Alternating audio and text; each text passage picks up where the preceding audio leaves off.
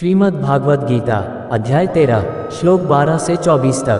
क्षेत्रज्ञ का ज्ञान ज्ञेयं यत्तत्त्व प्रवक्ष्यामि यज्ञात्वामृतमश्नुते अनादिमत पर ब्रह्म न सत्तन्ना सदुच्यते। भावार्थ, हे अर्जुन, जो जानने योग्य है अब मैं उसके विषय में बतलाऊंगा, जिसे जानकर मृत्यु को प्राप्त होने वाला मनुष्य अमृत तत्व को प्राप्त होता है, जिसका जन्म कभी नहीं होता है, जो कि मेरे अधीन रहने वाला है, वह न तो करता है और न ही कारण है, उसे परम ब्रह्म परमात्मा कहा जाता है।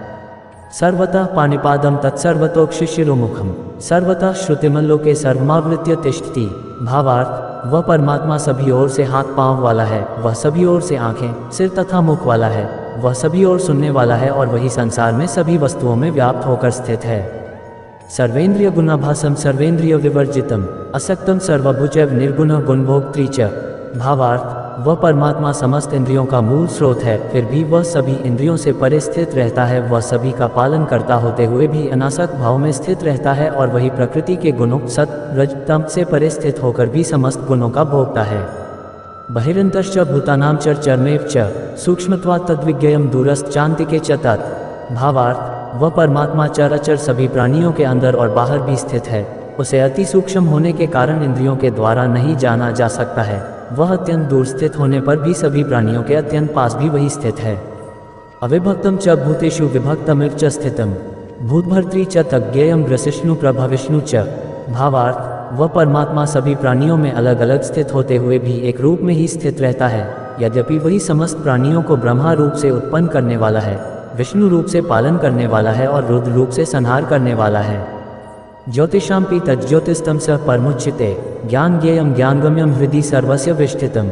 भावार्थ, वह परमात्मा सभी प्रकाशित होने वाली वस्तुओं के प्रकाश का मूल स्रोत होते हुए भी अंधकार से परे स्थित रहता है। वही ज्ञान स्वरूप आत्मा है, वही जानने योग्य परमात्मा है, वही ज्ञान स्वरूप आत्मा द्वारा प्राप्त करने वाला लक्ष्य है और वही सभी के हृदय में विशेष रूप से स्थित रहता है। इति क्षेत्रम तथा ज्ञान ज्ञेयं चोक्तम समासतः मद्भक्त एतद्विज्ञाय मद्भावायोपद्यते। भावार्थ, इस प्रकार कर्म क्षेत्र शरीर ज्ञान स्वरूप आत्मा और जानने योग्य परमात्मा के स्वरूप का संक्षेप में वर्णन किया गया है। मेरे भक्त ही यह सब जानकर मेरे स्वभाव को प्राप्त होते हैं। ज्ञान सहित प्रकृति पुरुष का विषय प्रकृति पुरुष चैव विद्यनादि उभावपि विकारांश्च गुणाश्च विद्धि प्रकृति संभवान। भावार्थ, हे अर्जुन, इस प्रकृति भौतिक जड़ प्रकृति एवं पुरुष परमात्मा, इन दोनों को ही तू निश्चित रूप से अनादि समझ और राग द्वेष आदि विकारों को प्रकृति के तीनों गुणों से उत्पन्न हुआ ही समझ।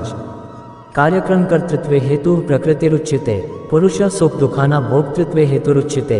भावार्थ, जिसके द्वारा कार्य उत्पन्न किए जाते हैं और जिसके द्वारा कार्य संपन्न किए जाते हैं उसे ही भौतिक प्रकृति कहा जाता है और जीव प्राणी सुख तथा दुख के भोग का कारण कहा जाता है।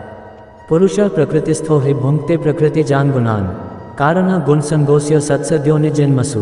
भावार्थ, भौतिक प्रकृति में स्थित होने के कारण ही प्राणी प्रकृति के तीनों गुणों से उत्पन्न पदार्थों को भोगता है और प्रकृति के गुणों की संगति के कारण ही जीव उत्तम और अधम योनिया में जन्म को प्राप्त होता रहता है।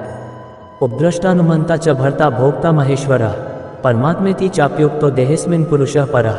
भावार्थ, सभी शरीरों का पालन पोषण करने वाला परमेश्वर ही भौतिक प्रकृति का भोक्ता साक्षी भाव में स्थित होकर अनुमति देने वाला है, जो कि इस शरीर में आत्मा के रूप में स्थित होकर परमात्मा कहलाता है।